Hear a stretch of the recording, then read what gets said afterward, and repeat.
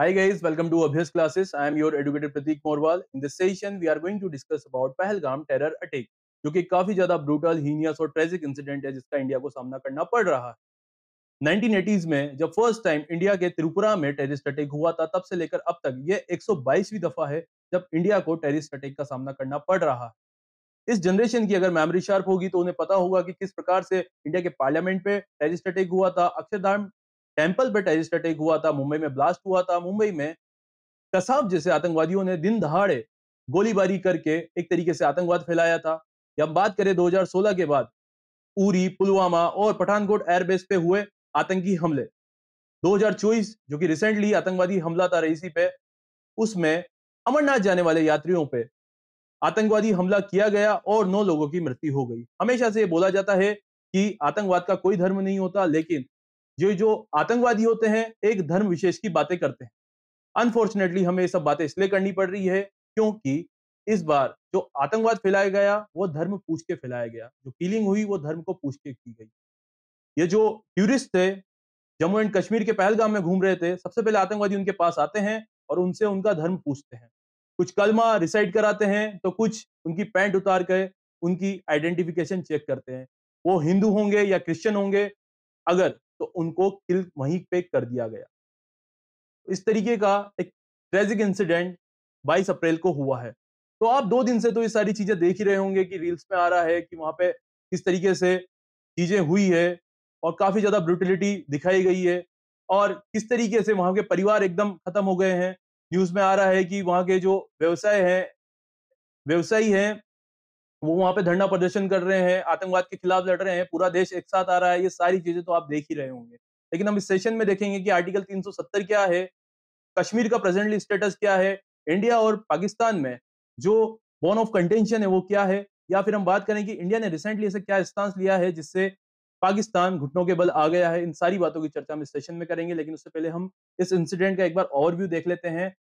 Date of attack क्या था, 22 अप्रैल 2025, location Baisaran मीडो near Pahalgam of Anantnag district of Jammu and Kashmir union territory. Casualties की अगर बात करें तो 26 किल्ड हैं एंड 30 इंजर्ड हैं। रिसेंटली एक न्यूज सामने आई है जिसमें एक नेपाली सिटीजन की भी मृत्यु निश्चित की गई है। जो टारगेटेड है वो कौन है, सबसे ज्यादा टूरिस्ट हैं, मोस्टली कहां से, इंडिया से। नॉर्थ की बात करें तो पंजाब से भी हैं, आंध्र प्रदेश से भी हैं, अरुणाचल प्रदेश से भी हैं, कर्नाटका से भी हैं, उत्तर प्रदेश से भी हैं। सारे स्टेट से वहां पे टूरिस्ट गए हुए थे और उन पे आतंकवादी हमला हुआ। इसीलिए मैं ये आपको एक चीज बोलता हूं और आप भी आगे ये अवेयरनेस फैलाएं कि भाषा के आधार पर कभी नहीं बंटना चाहिए। इवन मैं तो ये बोलता हूँ रिलीजन के आधार पर भी नहीं बंटना चाहिए, कास्ट के आधार पर भी नहीं बंटना चाहिए। इस देश को आप जैसे लोगों की अखंडता की जरूरत है। जब आप एक लोग एक तरीके से एकजुट होंगे तभी इस देश की अखंडता कायम रहेगी। ये जो अटैकर्स थे वो किस प्रकार से आए, इन्होंने जो टूरिस्ट थे जो कि जम्मू एंड कश्मीर का बैसारन मेडो है, पहलगाम में एक पॉपुलर टूरिस्ट डेस्टिनेशन है, वहां पे जब टूरिस्ट घूम रहे थे तो ये जो टेररिस्ट थे जम्मू एंड कश्मीर पुलिस की ड्रेस में या फिर इंडियन आर्मी की ड्रेस में आए और वहां पे धर्म पूछने के बाद अगर वो हिंदू निकलता है या क्रिश्चियन निकलता है तो उनपे अंधाधुंध फायरिंग कर दी है और उनसे बोला है जाइए अपने मोदी से बोलिए बचाए। अब इस घटना की जो जिम्मेदारी ली है वो ली है द रेजिस्टेंस फ्रंट ने। रेजिस्टेंस फ्रंट लश्कर ए तैयबा का एक प्रॉक्सी ग्रुप है।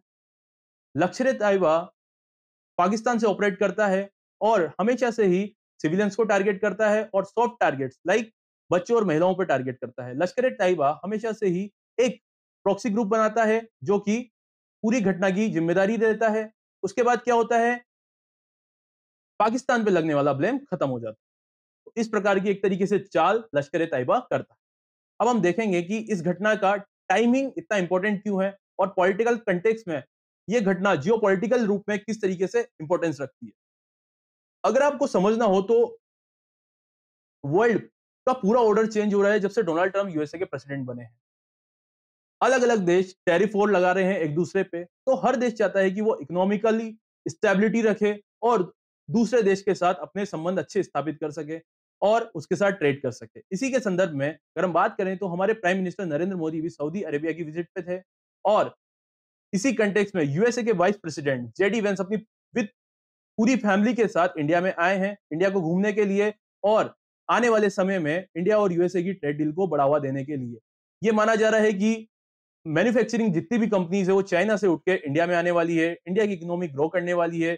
इसी सारी चीजों की समस्या को देखते हुए, जो कि पाकिस्तान के लिए एक तरीके से समस्या है, उन्होंने टेररिस्ट अटैक करवाया है और जो कश्मीर वैली का ग्रोथ हो रहा है, वहां पे स्टेबिलिटी आ रही है, वहां पे नॉर्मलेसी आ रही है, उसको खत्म करने के लिए पाकिस्तान ने वहां पे टेररिस्ट अटैक करवाया है। इसका ऐसा नहीं है कि फर्स्ट टाइम इस तरीके के अटैक हुए हैं, हिस्टोरिकल कंटेक्स्ट भी है इसका। जब 2000 में चितसिंगपुरा में मैसेकर हुआ था, तो वो क्लिंटन की विजिट के पहले हुआ था। 2002 की बात करें तो कालाचुक अटैक हुआ था, वो रोको की विजिट के पहले हुआ था। 2024 में जो अमरनाथ यात्री थे, उनको डराने के लिए अटैक हुआ था और वहां पे 9 लोगों की मृत्यु हो गई थी। जब भी फॉरेन डिग्नेटर्स विजिट करते हैं किसी कंट्री में, तो वहां पे ये आतंकवादी लोग आतंकवादी हमला करके क्या करते हैं, खुद की इंटरनेशनली पब्लिसिटी करते हैं और उस रीजन को डिस्टेबलाइज करने की कोशिश करते हैं, जिससे उनको ग्लोबल अटेंशन मिल सके। अब हम देखेंगे आर्टिकल 370 और कश्मीर का स्टेटस क्या है। अगस्त 2019 की बात है, जब इंडियन गवर्नमेंट ने आर्टिकल 370 यानी कि अनुच्छेद 370 इंडियन कॉन्स्टिट्यूशन का जम्मू एंड कश्मीर से रिवॉक कर दिया था, यानी कि हटा लिया था। ये आर्टिकल 370 जम्मू एंड कश्मीर को स्पेशल स्टेटस प्रोवाइड करता था। ठीक है, जैसे कि राजस्थान है या यूपी है, ये दोनों स्टेट्स को एक जैसा दर्जा है, लेकिन जम्मू एंड कश्मीर को कुछ अलग प्रावधान दिए गए थे, जिसका ये फायदा उठा रहे थे। ठीक है, इस मूव से क्या हुआ, इस मूव के साथ ये जो रीजन था, ये दो यूनियन टेरिटरीज में डिवाइड हो गया। पहला था जम्मू एंड कश्मीर यूटी और दूसरा लद्दाख यूनियन टेरिटरी। ठीक है, अब जो ये रिवोकेशन हुआ आर्टिकल 370 का, उसके बाद क्या हुआ, वहां की जो मिलिट्री एजेंसी थी, यानी कि इंडियन आर्मी, सीआरपीएफ, अलग अलग जो मिलिट्री एजेंसी थी, उन्होंने वहां पे क्रैकडाउन करना स्टार्ट कर लिया, जिससे रीजन में क्या होगी, वहां पे नॉर्मलेसी आ गई, वहां पे सारे जो टेररिस्ट थे उनको भगा दिया गया, रीजन में टूरिज्म बढ़ने लगा, वहां पे इंफ्रास्ट्रक्चर डेवलप होने लगा, वहां पे इन्वेस्टमेंट आने लगी और बाहर के लोग भी आके वहां पे बसने लगे। इन्हीं सबको देखते हुए पाकिस्तान परेशान हो गया। ठीक है, तो ये हो गया आपका आर्टिकल 370 और कश्मीर का status before this terrorist attack. Okay, अब हम समझेंगे कश्मीर का डिस्प्यूट कहां से और कैसे स्टार्ट हुआ। कश्मीर का जो डिस्प्यूट है स्टार्ट होता है 1947 में, जब partition of British India start हुआ। ब्रिटिश इंडिया का जब पार्टीशन हुआ तो एक देश बना इंडिया, जो ऑलरेडी देश था। जो नया देश बना वो था पाकिस्तान।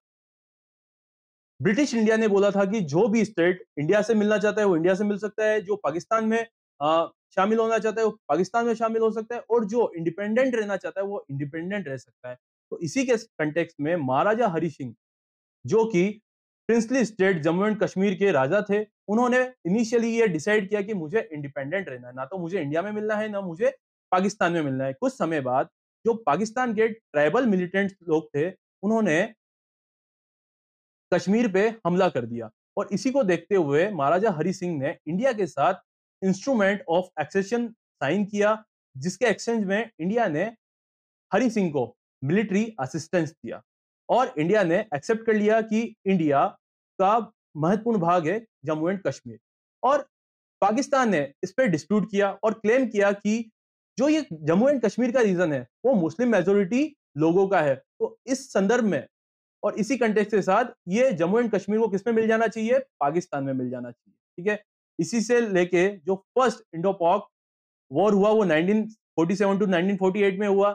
हमारे first prime minister Jawaharlal Nehru United nation में इस मुद्दे को ले गए और यूनाइटेड नेशन में बीच में आके तो सीज फायर कराया और इसका कोई प्रॉपर सॉल्यूशन नहीं निकाला। जो हिस्सा पाकिस्तान के पास था वो पाकिस्तान के पास रह गया और इंडिया के पास जम्मू एंड कश्मीर का रीजन आया। ठीक है, अब जो रिलीजियस और पॉलिटिकल डिवाइड किस प्रकार से है, इंडिया किसको कंट्रोल करता है, जम्मू एंड कश्मीर को। जो पाकिस्तान है, जिसको हम पाकिस्तान ऑक्युपाइड कश्मीर बोलते हैं और पाकिस्तान उसको आजाद कश्मीर बोलता है और गिलगिट बाल्टिस्तान बोलता है, वो पाकिस्तान एडमिनिस्ट्रेट करता है। वहां पे क्या है, लार्जली मुस्लिम पॉपुलेटेड लोग हैं। ठीक है, जो जनसंख्या है वहां पे मुस्लिम लोगों की है। वो क्या चाहते हैं, या तो वो पाकिस्तान में मिलना चाह रहे हैं या वो इंडिया में मिलना चाह रहे हैं या फिर वो इंडिपेंडेंट रहना चाहते हैं। क्योंकि जो कश्मीर में 370 आर्टिकल रिवोक होने के बाद जो डेवलपमेंट आई, वहां पे टूरिज्म आया, वहां पे लोगों का जीवन स्तर बढ़ा, उन सबको देखते हुए जो पाकिस्तान का साइड का आजाद कश्मीर है, यानी कि पाकिस्तान ऑक्यूपाइड कश्मीर, वहां के लोगों की भी डिमांड होने लगी कि यहाँ पे भी तो डेवलपमेंट कीजिए आप। अदरवाइज वो उनमें एक तरीके से भावना भड़कने लगी कि वो इंडिया के साथ शामिल होना चाहते हैं। ठीक है, अब हम पाकिस्तान का रोल देखते हैं। पाकिस्तान ने हमेशा से ही कश्मीर का जो मुद्दा है, एक उसकी फॉरेन पॉलिसी में जगलर वैन की तरह यूज किया। ये क्या होता है? एक गले की नस होती है, ठीक है? अगर ये इसको यूज नहीं करेगा फॉरेन पॉलिसी में, तो ना तो पाकिस्तान के पास फंड आने वाला, ना पाकिस्तान को कोई पूछने वाला, और स्ट्रेटेजिकली अफगानिस्तान तक भी पहुंचने के लिए ये चीज इंपॉर्टेंट है। ठीक है, जो पाकिस्तान के आर्मी चीफ के जनरल है आसिम मुनीर, उन्होंने रिसेंटली एक अपने भाषण में बोला है कि पाकिस्तान हमेशा से ही कश्मीर लोगों का जो स्ट्रगल है उसको सपोर्ट करते रहेंगे। उन्होंने तो यह भी बोला था कि हिंदू लोगों को देखते ही मार देना चाहिए, वो काफिर होते हैं। इस तरीके के भड़काऊ भाषण पाकिस्तान के आर्मी चीफ के जनरल आसिम मुनीर ने दिए थे। तो आप समझ सकते हैं कि जिस देश का एक आर्मी जनरल इस तरीके के भड़काऊ भाषण दे सकता है, तो उनकी मानसिकता किस प्रकार से होगी। पाकिस्तान अपने आप में एक गरीब देश है, वहां पे ना तो इंफ्रास्ट्रक्चर है, वहां पे ना ही फूड है। एक तरीके से वो यूएस की ग्रांट पे या फिर यूनाइटेड नेशन के फंड पे या फिर कोई फॉरेन एड पे डिपेंड रहता है। तो इस प्रकार की चीजें पाकिस्तान में चलती रही है। जब भी पाकिस्तान को अपने लोगों को मुद्दे से भटकाना होता है, तो वो इस तरीके से आतंकवादी हमले करवा देता है और इंडिया के अगेंस्ट भड़काऊ भाषण दे देता है। तो इस प्रकार की सारी चीजें पाकिस्तान से चलती रहती है। अगर हम बात करें पाकिस्तान की, तो जब से जम्मू एंड कश्मीर स्टेट से यूनियन टेरिटरी बना है, पाकिस्तान ने बोला है कि ये इलीगल है और डिमांड करता है कि इंटरनेशनल इंटरवेंशन की जाए। लेकिन 370 आर्टिकल हटाने के बाद इंडिया ने साफ बोल दिया था कि ना तो यूएस या फिर यूनाइटेड नेशन कोई भी इसमें इंटरवेंशन नहीं कर सकता, ये इंडिया का आंतरिक मामला है। क्रॉस बॉर्डर मिलिटेंसी पाकिस्तान करता है, यानी कि जो मिलिटेंट ग्रुप्स है उनको पनाह देता है, उनको ट्रेन करता है और इंडिया के कश्मीर में या फिर अदर स्टेट में आके आतंकवादी हमले करवाता है। अब हम देखेंगे इंडिया का रेस्पॉन्स इस पे क्या है। इंडिया हमेशा से ये बोलता है कि पाकिस्तान से तभी बात होगी जब पाकिस्तान अपने टेररिज्म को बंद करेगा या फिर अपने जो मिलिटेंट ग्रुप्स हैं उनको खत्म कर देगा। इसके अलावा इस पे बात ही नहीं होगी और पाकिस्तान इन सारे घटनाओं की जिम्मेदारी लेगा। ठीक है, तभी पाकिस्तान से बात होगी। इंडिया हमेशा से यही चाहता है कि जो कश्मीर की इंसर्जेंसी है, इंटरनेशनल नॉर्म्स नहीं होने चाहिए यहाँ पे। पाकिस्तान, अगर हम यूनाइटेड नेशन के जो कुछ नॉर्म्स है उसको फॉलो करते हैं, तो पाकिस्तान उसको फॉलो नहीं करता है। इसीलिए इंडिया हमेशा से अब ये बोलता आ रहा है, इंडियन गवर्नमेंट का स्टांस है कि ये जो कश्मीर का इशू है ये हमारा इंटरनल इशू है, इसमें कोई भी इंटरफेयर नहीं करे। करंट जो जियोपॉलिटिक्स डायनेमिक्स है इस टॉपिक से रिलेटेड, तो ये वो है कि 2019 में जब आर्टिकल 370 रिवोक हुआ था, तो काफी ज्यादा फॉरेन पावर्स ने इसमें इंटरवेन किया था, चाहे वो चाइना हो, चाहे यूएसए हो, चाहे यूनाइटेड नेशन हो। लेकिन इंडिया का इंस्टांस एकदम सेम रहा था। ग्लोबल अटेंशन की बात करें तो कश्मीर का इशू हमेशा पाकिस्तान एक तरीके से ग्लोबल अटेंशन के साथ उठाता है, क्योंकि वहां पे डिस्टेबलाइज करने की कोशिश करता है। वहां पे बताता है कि इंडियन गवर्नमेंट काफी ज्यादा एक तरीके से परसिक्यूशन कर रही है, लोगों के साथ गलत कर रही है, वहां के लोगों का ह्यूमन राइट्स के साथ खेल रहा है। इस तरीके की चीजें पाकिस्तान सामने लाता है, जो कि एक फॉल्स स्टेटमेंट है हमेशा से। अब हम बात करेंगे इन सारी घटनाओं के बाद, पहलगाम अटैक के बाद इंडिया ने ऐसे 5 डिसीजन लिए हैं जिससे पाकिस्तान एक तरीके से हिल गया है। सबसे पहला जो इंपॉर्टेंट डिसीजन है, इंडिया ने इंडस वाटर जो ट्रीटी है उसको सस्पेंड किया है। सस्पेंड यानी कि परमानेंट खत्म नहीं किया है, क्योंकि अगर परमानेंट खत्म कर देगा तो इंडिया को इस पानी को रोकने के लिए डैम बनाने पड़ेंगे। डैम के लिए इंफ्रास्ट्रक्चर के लिए जगह नहीं है, फंडिंग नहीं है और ये टाइम टेकिंग प्रोसेस है। लेकिन इंडिया ने इसकी शुरुआत तो कर दी है। अगर पाकिस्तान नहीं समझता है या आगे जाके भी नहीं समझेगा, तो इंडिया इसको प्रॉपर्ली बंद कर देगा। इस ट्रीटी के बारे में अगर हम जाने, तो ये ट्रीटी 1960 में साइन हुई थी इंडिया और पाकिस्तान के रिलेशन को बढ़ावा देने के लिए। जो वेस्टर्न रिवर्स है इंडस रिवर सिस्टम की, जिसमें इंडस, झेलम और चिनाब रिवर आती है, इसका पानी किसके पास जाता है? पाकिस्तान के पास। और जो ईस्टर्न रिवर्स है इस रिवर सिस्टम की, उसमें रावी, ब्यास और सतलुज रिवर आती है, उसका पानी किसके पास जाता है? इंडिया के पास। प्रॉपर अगर हम बात करें, अप्रोक्सीमेटली पाकिस्तान के पास 80% पानी आता है इंडस रिवर सिस्टम का और इंडिया के पास 20% पानी रहता है। पाकिस्तान इस पानी का यूज किस लिए करता है? इरिगेशन के लिए करता है, एग्रीकल्चर के लिए करता है, सैनिटेशन के लिए करता है, ड्रिंकिंग के लिए करता है। सारी जो पानी की पूर्ति होती है वो 80% पाकिस्तान की इन्हीं नदियों के द्वारा होती है। दूसरा इंपॉर्टेंट पॉइंट जो स्टांस लिया है इंडिया ने, वो लिया है कि जो वाघा बॉर्डर देखते हैं हम अमृतसर में, अटारी वाघा बॉर्डर उसको बंद कर दिया। ठीक है, इससे क्या होगा? जो मूवमेंट है लोगों की और सामानों की वो बिल्कुल बंद कर दी गई है। लेकिन इंडियन गवर्नमेंट ने यह भी बोला है कि जो भी लीगल डॉक्यूमेंट के साथ इंडिया में आ चुका है पाकिस्तानी नागरिक या पाकिस्तानी कार्गो, वो 1 मई 2025 से पहले यहां से चला जाए। इससे क्या होगा? इंडिया प्रॉपर कट ऑफ कर देगा क्रॉस बॉर्डर मूवमेंट जितनी भी होगी। ठीक है, इससे कोई भी इंडिया में नहीं आ पाएगा, चाहे वो सामान हो या फिर कोई व्यक्ति। तीसरा जो इंपॉर्टेंट स्टांस लिया है इंडिया ने वो है cancellation of SAARC visa exemption scheme. ठीक है, इंडिया ने पाकिस्तानियों के लिए तो वीजा एक तरीके से बंद ही किया हुआ है। ठीक है, लेकिन सार्क जो एक ग्रुप है, south Asian association for regional cooperation, इसमें काफी कंट्रीज है, इसके साथ साथ इसमें इंडिया और पाकिस्तान भी। और जो पाकिस्तानी सिटीजन है वो किसी काम के लिए या फिर ट्रीटमेंट के लिए सार्क वीजा अप्लाई करते हैं और इंडिया में आते हैं। इंडिया ने क्या किया है? सार्क वीजा है वो पाकिस्तानियों के लिए ही एकदम कैंसिल कर दिया है कि अब इनको पाकिस्तानी वीजा नहीं, इंडिया का वीजा नहीं मिलेगा। और जो पहले से इशू वीजा है उनको भी कैंसिल कर दिया। इस तरीके की स्कीम इंडिया ने स्टार्ट कर दी है। और इंडिया ने यह भी बोला है कि जो सार्क वीजा के अंतर्गत इंडिया में आए हुए हैं वो विद इन 48 आवर्स की डेडलाइन हम दे रहे हैं और हमारी कंट्री आप छोड़ के चले जाओ। चौथा जो महत्वपूर्ण स्टांस लिया है इंडिया ने वो लिया है expulsion of Pakistani military adviser.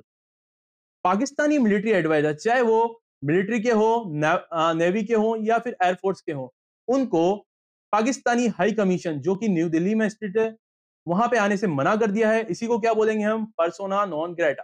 ठीक है, और इंडिया ने सेम रेस्पॉन्स में जो इस्लामाबाद में इंडिया का हाई कमीशन है वहां पे भी अपने मिलिट्री एडवाइजर्स को भेजना बंद कर दिया है। ठीक है, लास्ट जो इंपॉर्टेंट स्टांस लिया है वो लिया है रिडक्शन ऑफ डिप्लोमेटिक पर्सनल।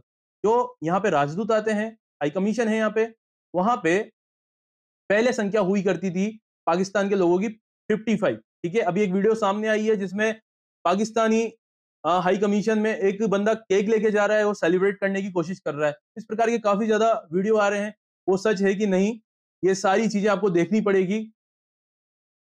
तो हम फिफ्थ स्टांस पे अगर हम बात कर रहे थे तो जो पर्सनल है उनकी संख्या घटा दी है, 55 से 30 कर दी है। ठीक है, और इसकी भी डेडलाइन दी है 1 मई 2025। और सेम इंडिया ने भी अपनी जो स्ट्रेंथ है इंडियन हाई कमीशन की इन पाकिस्तान वो भी घटा के कितने कर दी है? 30 कर दी है। तो इस तरीके के सारे स्टांस इंडिया के द्वारा लिए गए हैं। हमेशा से चाहे बात करें यूएसए या यूनाइटेड स्टेट या फिर यूएन, ये सारे बड़े ऑर्गेनाइजेशन चाहते हैं कि इंडिया और पाकिस्तान में युद्ध ना हो, क्योंकि दोनों ही एक तरीके से न्यूक्लियर कंट्रीज है, न्यूक्लियर आर्म कंट्रीज है। और ये जब एक दूसरे पे अटैक कर देगी तो काफी भयावह स्थिति पैदा हो सकती है, क्योंकि पाकिस्तान जैसी कंट्री के पास रेस्पॉन्सिबिलिटी नाम की तो चीज है ही नहीं। वहां पे काफी ज्यादा करप्शन है, खुद के इश्यूज खत्म नहीं होते हैं लेकिन दूसरे देश में जाके वहां पे आतंकवादी हमले करवाने हैं, प्रॉक्सी वॉर्स करवानी है, इंडिया को काफी ज्यादा ब्लिट कट करना है, चाइना का साथ देना है। ये सारी तरीके की घटनाएं इंडिया में पाकिस्तान कर रहा है। अगर हम बात करें वर्ल्ड लेवल पे तो चाहे वो डोनाल्ड ट्रंप हो या फिर व्लादिमीर पुतिन या फिर दबे शब्दों में बात करें चाइना के शी जिनपिंग या फिर यूनाइटेड नेशन के सेक्रेटरी, उन सभी ने इंडिया को साथ दिया है और बोला है कि आतंकवाद के खिलाफ लड़ने के लिए हम आपके साथ हैं। रिसेंटली बिहार से प्रधानमंत्री नरेंद्र मोदी ने एक स्पीच दी है, उस स्पीच में उन्होंने इंग्लिश में बोला है, सडनली उन्होंने स्विच किया है इंग्लिश में और बोला है कि जो भी आतंकवादी है उनको हम धरती के किसी भी कोने से निकाल ढूंढेंगे और उनका खात्मा कर देंगे और ये जो आतंकवादी गतिविधियां चल रही है इनको पूर्ण रूप से खत्म कर देंगे। तो that's how about this session. आज का जो आपका रैप अप क्विज रहेगा वो रहेगा, question is the Shimla agreement between India and Pakistan was signed after which major conflict? The options are Kargil conflict, Indo Pak war 1965, Indo Pak war 1971, Pulwama attack. Answer इसका comment box पे कीजिए। आपको अगर सेशन समझ में आता है, अच्छा लगता है तो इसको प्लीज़ लाइक, शेयर और सब्सक्राइब कीजिए। This is all about for this session. आगे कोई डेवलपमेंट होती है तो हम नई वीडियो के साथ आते हैं। थैंक्स।